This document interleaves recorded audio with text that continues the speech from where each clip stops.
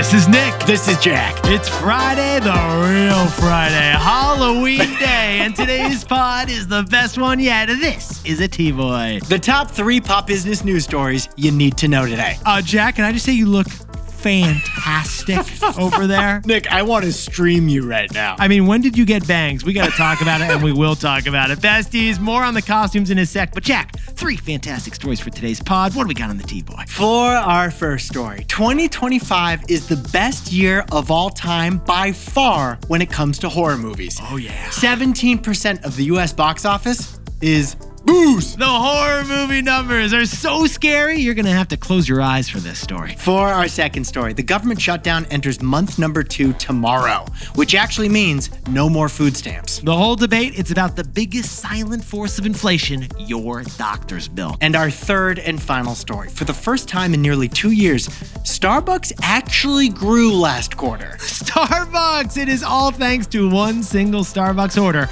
the delivery coffee haul. But Yetis, before we hit that wonderful mix of stories. All right, who wants in on an Uber Eats cappuccino? If you're watching us on YouTube right now, you already know. Yep. Nick and I are wearing Halloween costumes. And Jack, what are we wearing this year? What's our costume? Let's tell the besties. K-Pop Lehman Hunters. That is right, K-Pop Lehman Hunters, as in Lehman Brothers. The investment bank that started the whole financial crisis. Yeah, K-Pop Lehman Hunters, the pop culture superheroes of this economy. And Jamie Dimon is reportedly also a K-Pop Lehman Hunter this year. That's true, Jack. You're wearing a purple wig. I'm wearing a red wig. I wonder what Jamie's going to wear. I feel like he's a blue wig kind of guy, man. But besties, even though Nick and I are going to win an Oscar for Best Actor in a Financial Role, this isn't about us. This is the annual T-Boy costume contest. That's right. Which bestie had the best business-themed costume idea? Who is it, Jack? And thank you for all of those who submitted. Here are the 5 finalists.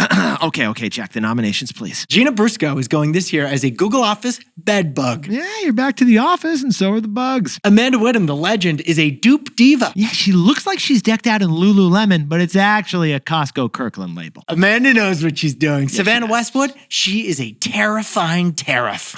There's nothing scarier than a 30% import tax, my friend. Betsy Mann rocked as a couple's costume this year. She's going as a double click. Yeah, you dress up like corporate jargon. One of you goes as a computer mouse, the other one of you goes as a computer mouse. And finally, Joe Marshall is an identity thief. Yeah, this is clever. He wore a burglar costume while holding a bunch of name tags. He stole everyone's identity. Yeah, including ours. Now, the winner, Yetis, it's actually up to you. Yes, it is. We are putting this up for a vote. And you can vote for us, by the way. Nick and I are putting our names in the hat, too. Yeah, K-Pop Lehman Hunters, that's one of the things you can vote on as well. The polls are open. You can vote on Instagram with your comments. That's right. We got a poll on our T-Boy Instagram page at TBoyPod. Which Yeti has the best business-themed Halloween costume? Which bestie has the best costume yet?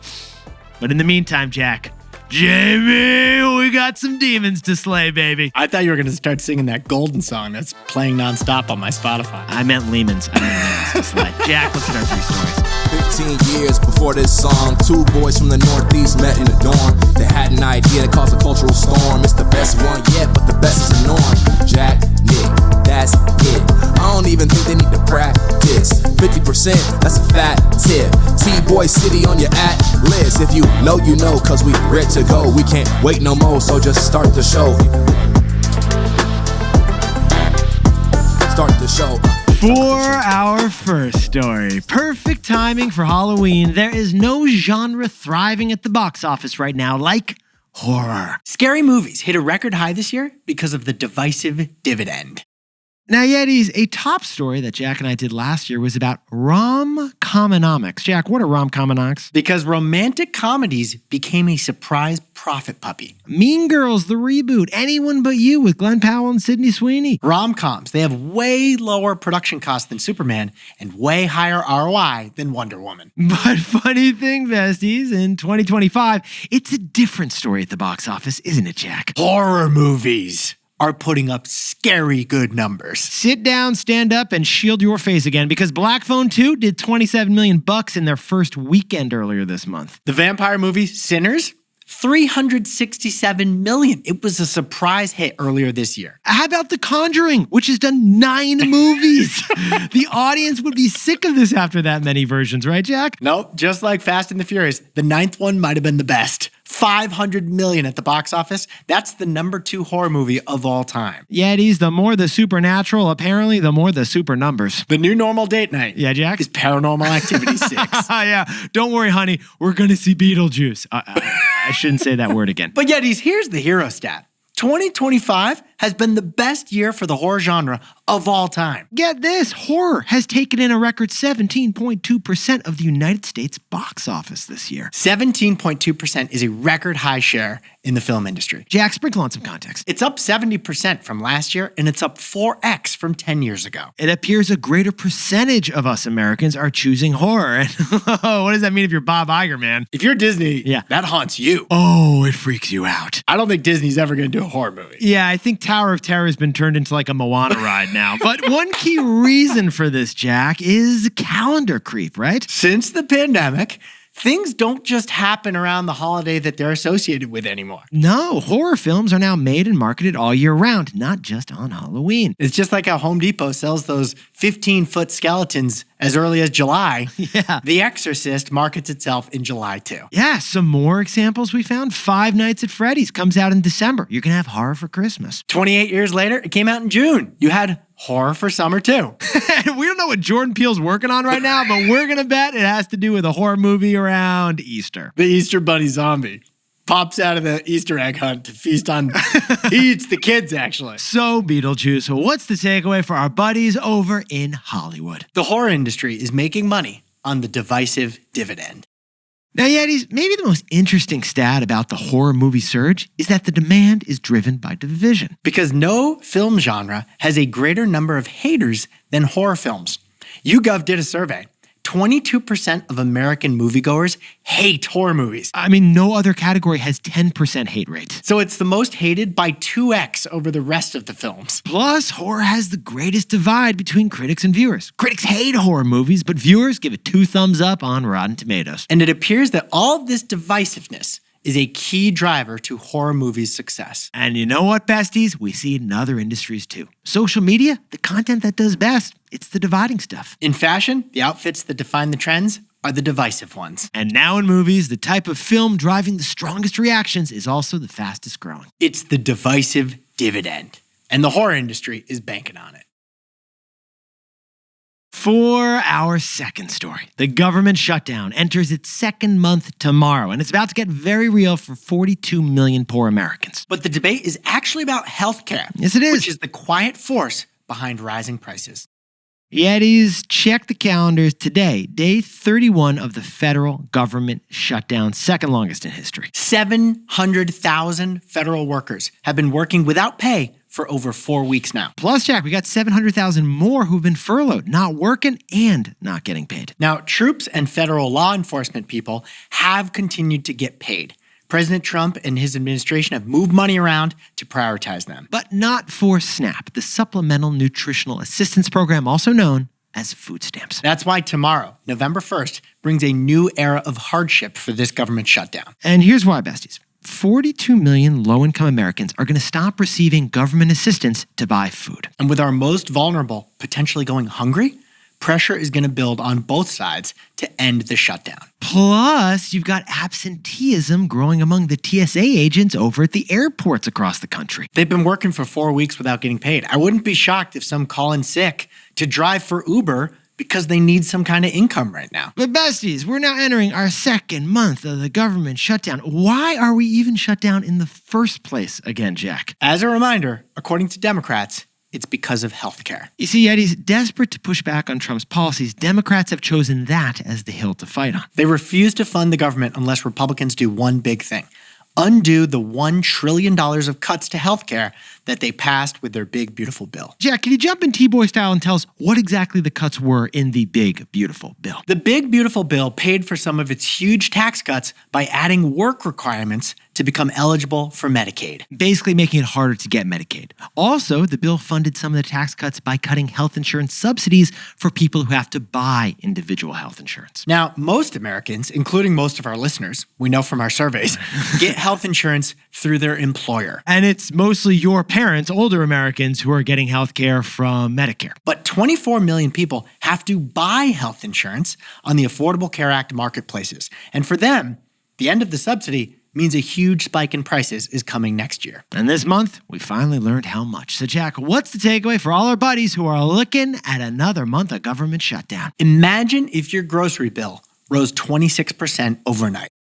Now, Yetis, according to government data, we spend exactly as much on groceries as we do on healthcare each year. That's right. In the CPI, healthcare and food at home are both categories that take up 8% of the typical American's budget. And now, with the repeal of the Affordable Care Act subsidies, 24 million Americans will have to pay 26% more next year on average for healthcare. Nick, it's wild. Grocery prices pretty much determined the last presidential election. They did. We said that's what it was. But we spend exactly the same amount on average on healthcare. Okay, and this is wild, Jack, but healthcare prices have gone up 2.5 times more than grocery prices have in the last 15 years. But since we don't buy healthcare every week like we buy groceries every week, we've become numb to the prices going up. That's the psychonomics difference here. We're numb to the price increase of x-rays, but we are not numb to the price increase of eggs. Exactly. So besties, imagine if your grocery bill jumped by 26% overnight. Economically, that's exactly what's about to happen for 24 million Americans. Hey Yetis, if you're a bestie, take a sec and hit that subscribe button. And like this video while you're at it. If you leave a comment, by the way, we'll read it. For our third and final story, 1 year into Starbucks' turnaround, it finally broke the falling sales losing streak. Starbucks is bouncing back thanks to one thing. Delivered Starbucks coffee. I don't get it, but we can discuss it more in a moment, Jack. In the meantime, Yetis, our story doesn't start with Starbucks. It actually starts with Chipotle. Because Chipotle stock plummeted by 17% yesterday. Chipotle sales, they fell because young people just can't afford their food anymore. It's a fast casual recession. The unemployment rate for 20-somethings is up, burrito orders are down. And that's not good news for Chipotle, Sweetgreen, or Starbucks. Oh, but pause the pod for a sec, Jack. For the first time in nearly 2 years, Starbucks just announced sales growth. It was tiny growth. It was 1% growth. But still, the new CEO can label it a turnaround. Brian Niccol, he actually left Chipotle 13 months ago to take over CEO-ship of Starbucks. And yesterday was the first time he's been able to say growth since joining Starbucks. It's a good feeling, Jack. It's a good feeling. Now, hilariously, Starbucks is really trying to make protein cream happen. Yeah, Jack and I jumped in T-Boy style. On the earnings call, Starbucks mentioned the word protein 19 times in one phone call. Chasing trends, are you? But the real star of the earnings show wasn't protein dust, pixie dust on top of a latte. It was delivery.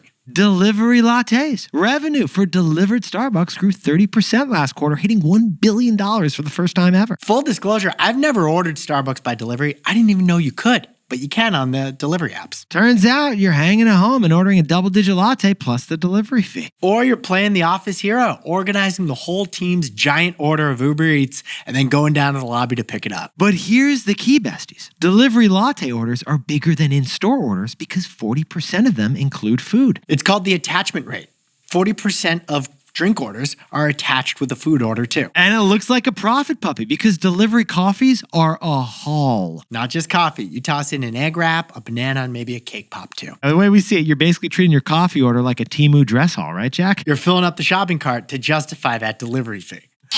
Yeah, like we said, it's a profit puppy. Now, personally, Jack, I do have to say, I'm not a coffee guy, but I don't get delivery coffee because it messes with the most important thing, the latte art. I'm a hot coffee guy, and that's why I don't get delivery coffee. I mean, it would be served lukewarm, but then I realized half of Starbucks coffee orders are cold. But either way, besties, after 2 years, Starbucks has finally killed its losing streak. Thanks to $1 billion of delivery revenue. So, Jack, what's the takeaway for our buddies over at Starbucks? Does a brand need to have a physical soul?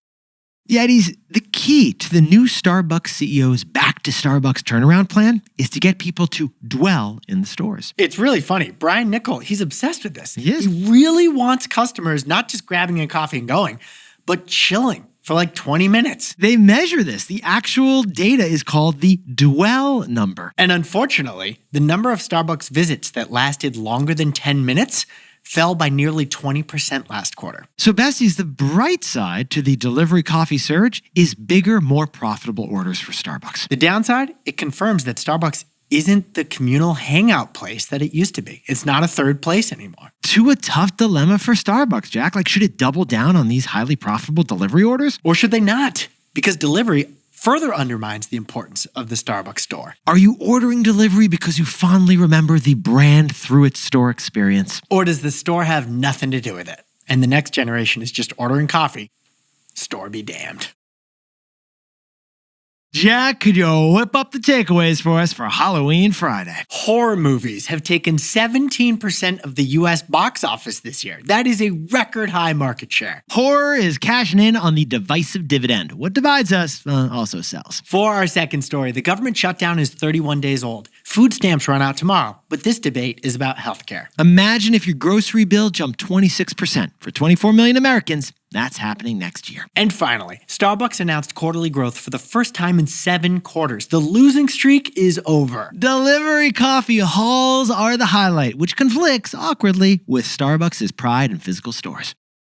But besties, this pod's not over yet. Here's what else you need to know today. First, the big trade meeting. President Trump and President Xi of China met yesterday and de-escalated trade tensions a bit. There was no trade deal announced, no TikTok deal either, just verbal pledges to do a few things. China said that they would buy more American soybeans, and the United States said they would lower tariffs by 10%. Now, we should point out, almost the same exact announcement was made in 2019 between President Trump and President Xi.